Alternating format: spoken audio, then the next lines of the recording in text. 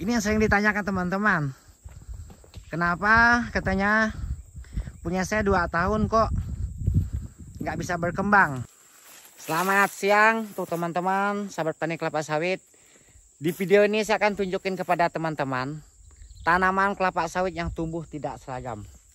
Nah, jadi apa penyebabnya dan bagaimana solusinya mengatasinya? Nah, ini sering terjadi. Ini pas jam 12 nih ya. Agak silau kita nih membuat video ini. Sehingga teman-teman mungkin agak sulit memandang perkembangan tanam ini seperti apa. Nah, jadi ini sering terjadi ya.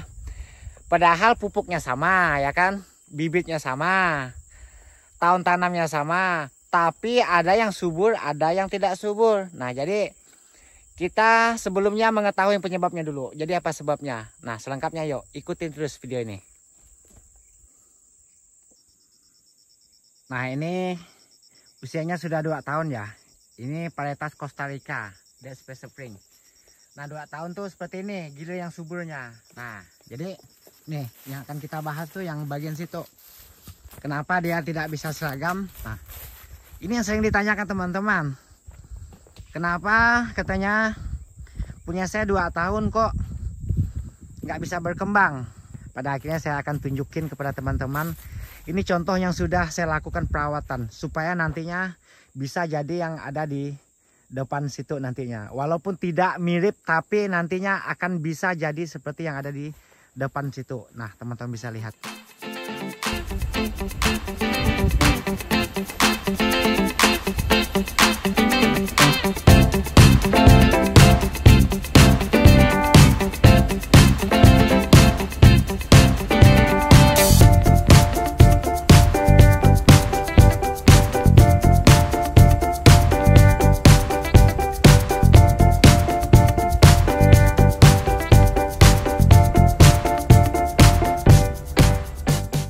Oke, kita akan masuk ke ini bloknya ini. Nah, ini jelas sekali nih. Kenapa dia ada rendah, ada yang tinggi. Nah, yang sering terjadi itu umumnya tuh tanaman kita tuh terendam. Nah, ini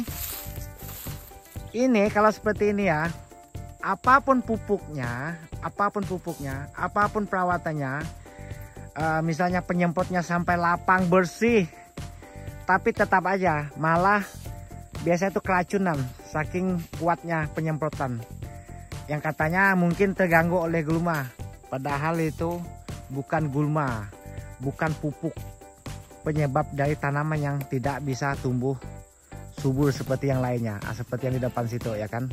Nih, karena ini aneh, lahannya basah.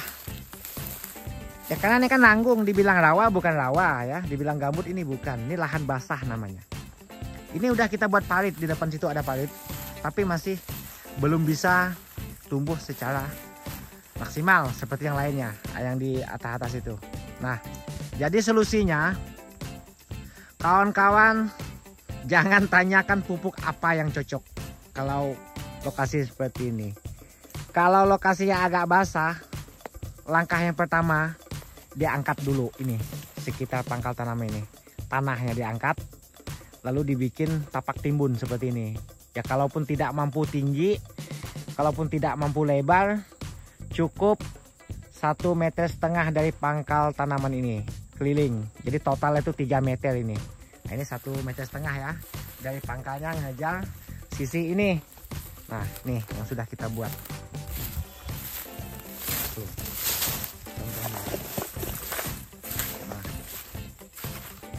Ini padahal udah kita bikin parit di situ, tapi masih belum mampu ya, maka harus kita bikin seperti ini. Ini yang dinamakan tapak timbun. Tapak timbun di bagian pangkal tanaman ini. Nah, jadi langkah-langkahnya sebelum kita melakukannya ya, langkah-langkahnya ya. Sebelum teman-teman menyangkul, ini ditebar pupuk dulu. Bisa dengan dolomit, bisa dengan kebo emas. Ya sebenarnya kalau ada kebo emas lebih bagus, karena ini kategori sawah, kayak sawah gitu ya. Lebih bagus kebo emas, karena saya udah bandingkan menggunakan dolomit biasa dengan kebo emas. Berbeda lagi dengan kisrit. Kalau kisrit, kalau kita umumnya itu kita terapkan di lokasi yang agak daratan. Kalau yang basah gini tetap dolomit biasa, bisa kebo emas. Nah, setelah ditabur yang namanya pupuk dolomit tadi, baru kita angkat ini tanahnya.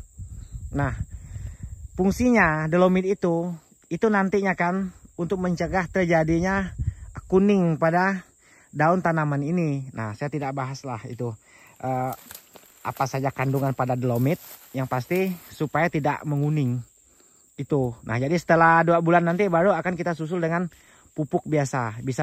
Bisa menggunakan pupuk majemuk, bisa menggunakan pupuk tunggal. Yang lebih bagusnya sih pupuk tunggal. Tapi kalau kita yang biasa kita lakukan selalu menggunakan pupuk majemuk karena itu praktis. Nah, itu kan cara teman-teman masing-masing. Nah, jadi itu nih contoh yang sudah kita buat. Nah, jadi ini. Jadi jangan tanya pupuk apa yang cocok ya. Pupuk apa yang cocok, bagaimana cara pengendaliannya. Nah, karena ini kan air basah. Yang sebenarnya itu apa yang kita pupuk itu hari ini kita terapkan, besoknya udah hilang. Jadi kapan tanaman ini sempat menikmati pupuk yang kita tebar, maka dia terjadi seperti ini. Nah, maka saya bilang tadi dosis sama ya, tahun tanamnya sama, tapi pertumbuhannya itu berbeda. Ya ini penyebabnya ya karena ini basah, terendam. Tuh sebenarnya udah berbuah itu. Coba kita zoom tuh, lihat buah ya. Udah berbuah itu.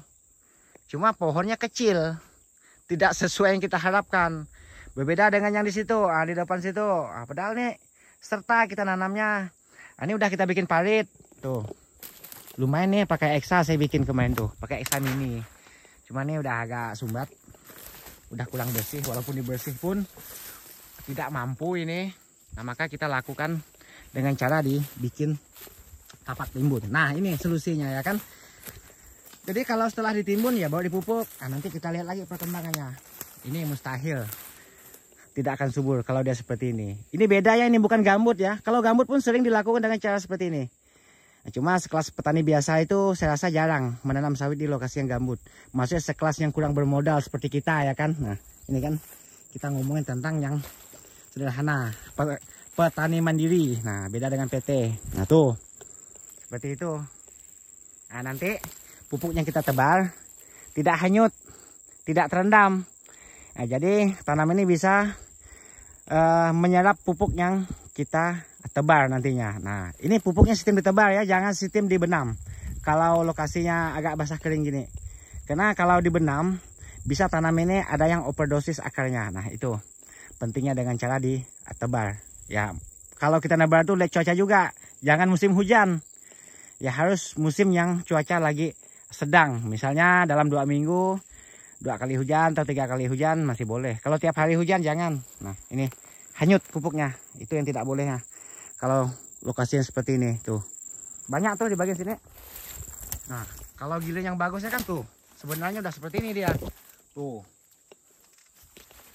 Ini usianya pas 2 tahun pada hari ini. Ini agak terlambat dia perkembangannya. Berbeda dengan yang di atas itu tadi. Nah, yuk kita lihat dari jarak jauh. Supaya teman-teman bisa lihat bedanya. Nah, ya. Tuh, kecil. Rendah lagi. Tuh, udah kita buat ini. Tapak timbun. Bagian pangkal tanaman ini. Tuh. Nah, jadi seperti itu ya. Solusinya jika punya teman-teman ada yang tumbuh seperti ini tadi. Jangan dipaksakan dipupuk. Jangan dihantam pakai semprot terlalu banyak dosisnya. Nah, ini lebih parah lagi ini. Karena ini biasanya tuh, aduh semaknya. 2 bulan aja nih udah sepinggang ini semaknya. Laju sekali gulma ya di lokasi seperti ini. Nah, jadi solusinya ya seperti itu tadi. Lakukan dengan cara diangkat tanahnya, ditimbun di bagian pangkal tanam itu tadi. Nah, langkahnya sebelum menimbunnya ditebar dolomit ya. Udah ditebar dolomit baru ditimbun. Jadi nanti dolomitnya itu ada terkubur di dalam tanah yang ini, tanah yang kita gali ya tuh. Nggak ada ini nampak dolomitnya. Dia masuk ke dalam ini. Dalam apa namanya tanah yang sebelumnya kita timbun. Nah tuh lihat yang lainnya tuh seperti itu ya kan. Nah tuh bedakannya, bukan salah pupuknya, salah lokasinya ya, begitu kira-kira. Nah jadi itu teman-teman, seperti itulah tadi mengatasi tanaman yang tidak bisa subur. Terutama kita cek di bagian lokasinya, bagian pangkal tanamannya. Yang pasti kita lihat apakah pangkal tanaman itu terendam atau pangkal tanamannya itu misalnya tertanam di tanah tumbuh. Nah, tapi tadi kan kita membahas tentang yang terendam, yang harus dilakukan dengan cara ditimbun, dibikin parit, ya, dibikin piringan dengan cara tapak timbun namanya. Nah, jadi itu solusinya. Jadi itu tidak bisa dipaksakan dipupuk. Jangan mengatakan salah pupuknya, salah perawatan gulmanya, bukan. Itu yang ada. Kalau kebanyakan penyemprotan gulma, itu malah tanaman makin parah kerdilnya. Nah, sebenarnya bukan dari hal yang semaknya, dari hal yang terendamnya itu yang bikin tanaman itu tidak bisa berkembang seperti yang ada di situ. Nah, teman-temannya ya, tuh di belakang kita itu kan udah oke itu usia 2 tahun. Sedangkan yang di sini tadi, nah tuh sangat berbeda. Oke teman-teman, hanya inilah video yang bisa saya sampaikan. Semoga trik ini, cara yang sudah kita lakukan ini bisa memberi manfaat untuk teman-teman para sahabat petani kelapa sawit.